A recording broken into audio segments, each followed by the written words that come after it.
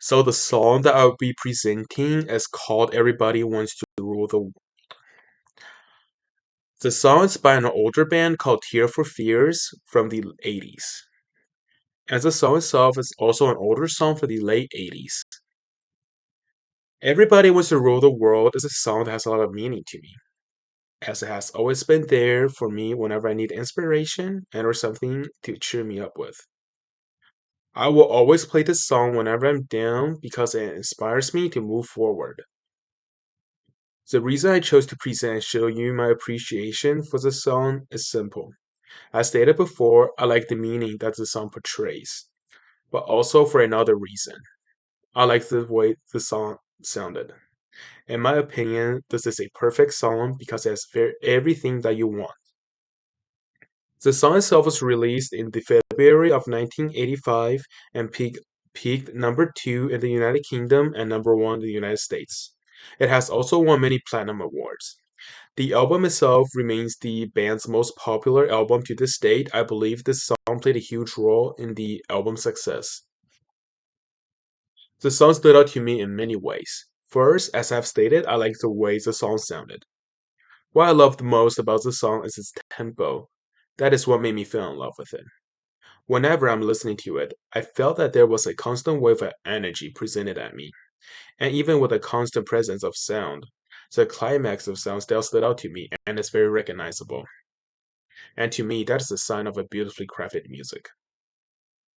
Whenever I have this song playing and I close my eye, I can see myself driving on a deserted road with no one in front of me under a bright blue sky, representing the limitless opportunity that life presents and that no one can stop me. This is how the song makes me feel. Before any research was made, my interpretation of the song is very different from the actual message the song portrays. I thought the song portrays a very positive message. So lines that sums it up for me are so glad we almost made it, so sad they have to fade it. These are the lines that made me make up my mind about the message of the song. So glad we've almost made it. I interpret it as being as a saying that we should be grateful and happy of our own achievements, and we should notice like our own greatness. Even if it's not perfect, even if it's not the best, you should still recognize and notice that you are doing something great and you should celebrate that. And the next line are so sad they had to fade it, which I felt that it's like saying that there's always gonna be somebody that's better than you at something you do, and it's okay to be sad about it, but you have to accept it, and it's okay that you're not the best at anything you do. However, the actual message of the song is very different from what I interpreted to be. The lyrics were about the desire for power and the consequences of the race for power and control. As the song was written and recorded during the height of the Cold War, there was a constant fear in the minds of people about a possible nuclear war breakout, as two of the largest power at the time, the Soviet and the United States, was struggling for power and control.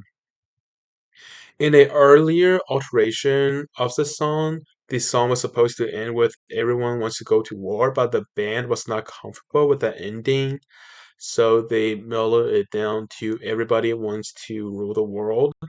And I think that's why I misinterpreted the message of the song. If they chose with "Everybody wants to go to war," I think I will know the war message of the song earlier. So the fact that the message of the song is still relevant to this day truly shows the greatness of the writing of the song, as tension between nations fighting for power and control is still prevalent to this date. I believe this song will remain in history as one of its timeless classic.